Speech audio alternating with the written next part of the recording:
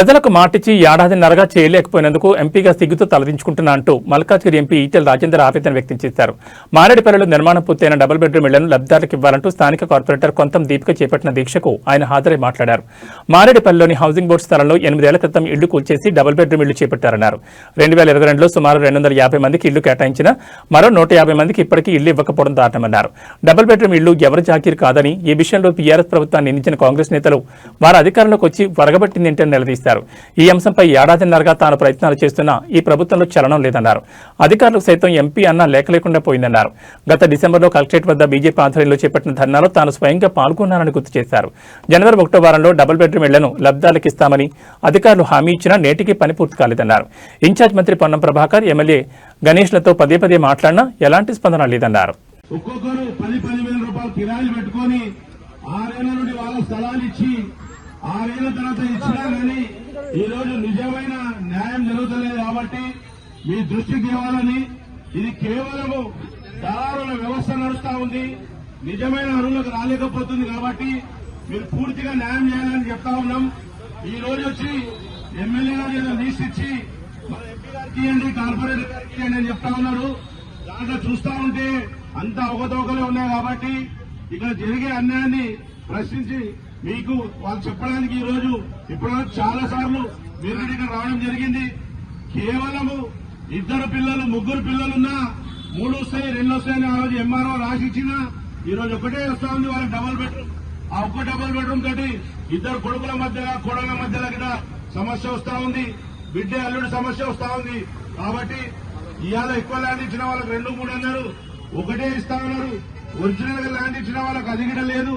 దీనిలో మొత్తం అవకతవకలు ఉన్నాయి. కాబట్టి మీ దృష్టికి తేవడానికి ఇక్కడ స్థానిక కార్పొరేటర్ గారు, అదేవిధంగా బస్తీవాసులు ఉన్నారు.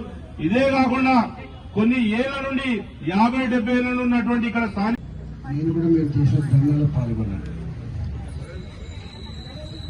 నేను 25 ఏళ్ళుగా రాజకీయాల్లో ఉన్నాను. మేము అధికారంలో ఉన్నా లేకపోయినా, ఎమ్మెల్యే ఉన్నా మంత్రి ఉన్నా, కానీ ఇంత దిక్కుమల్ల పద్ధతిని అయితే ఇప్పుడు చూడలేదు. ఓ ఎంపీనో ఎమ్మెల్యేనో ఓ కార్పొరేటరో ప్రజల సమస్యలు చెప్పుకుంటే చేస్తామనే విశ్వాసం కలిగించుకోలేం. నేను మాట్లాడతా, కలెక్టర్తో మాట్లాడతా, హౌసింగ్ డిపార్ట్మెంట్తో మాట్లాడతా, మంత్రి గారితో మాట్లాడతా, లేదా ముఖ్యమంత్రితో మాట్లాడతా అని చెప్పేటువంటి గౌరవం ఉంది.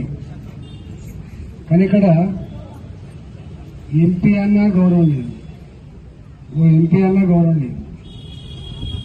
అసలు అధికారులకు భయంలో భక్తో ఉన్నదా అని అనుమానం వస్తాం. మనం కట్టివచ్చు, కానీ ఈ పుక్కలకిచ్చిన ఇల్లు కాదు ఇది. ఒకనాడు ఇది ఒక ఊరు గడ్డ మీద గుండెకాయ మీద ఉంటుంది, విసిగిన గుండెకాయ మీద చాలా కాస్ట్లీ. అన్నిటికన్నా ముఖ్యంగా ఇక్కడ బస్తీలో జీవించే ప్రజలు, ఈ ప్రాంతంలో ఏదో ఒక పని చేసుకొని బతికేటోళ్ళు వీళ్ళు. వాళ్ళ భూములు ఇయ్యమని చెప్పిండ్రు, కానీ రకరకాల ఆశలు పెట్టడం వల్ల వాళ్ళు ఒప్పుకున్నారు. ఆ ఒప్పుకునేటప్పుడు ఇంతకుముందు నేను చెప్పినట్టుగా ఒకరికి 100 గజాలు సంవత్సరాలు చాలా కష్టపడి ఇక్కడ నిజంగా ఎవరైతే ల్యాండ్ ఇచ్చినారో ఆ ల్యాండ్ వాళ్ళకు ఇవ్వాలనే దాని మీద ఫస్ట్ నుండి కమిట్మెంట్ అయి ఉన్నది.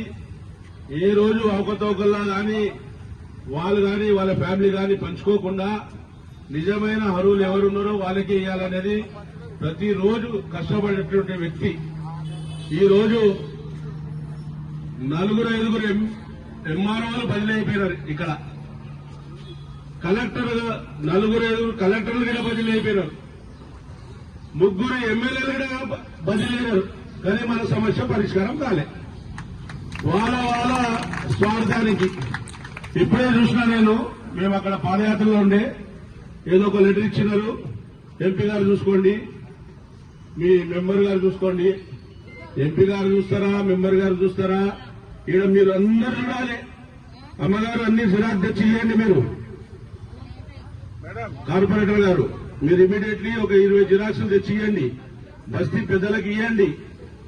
ఎవరైతే నిజంగా అర్హులు ఉన్నారా లేదా, ఏం అన్యాయం జరిగింది, ప్రజలకు చెప్పండి, మీ అందరి కోసం మిమ్మల్ని కలవడానికి, మీ బాధలు తెలుసుకోవడానికి మన పేద ప్రజల పెన్నిది ఎప్పుడు పిలిస్తే అన్నా అంటే నేను ఉన్నా అని 10 నిమిషాలలో మన ఎంపీ గారు ఈటల రాజేందర్ అన్న వస్తా ఉన్నాడు.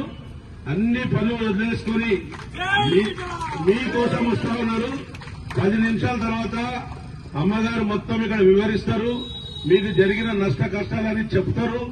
తప్పకుండా రాబోయే రోజుల్లో మళ్లీ ఈ కొంతమమ్మని ఇక్కడ నిలబెట్టి మనం ఇనానిమస్ గా గెలిపించుకుందాం.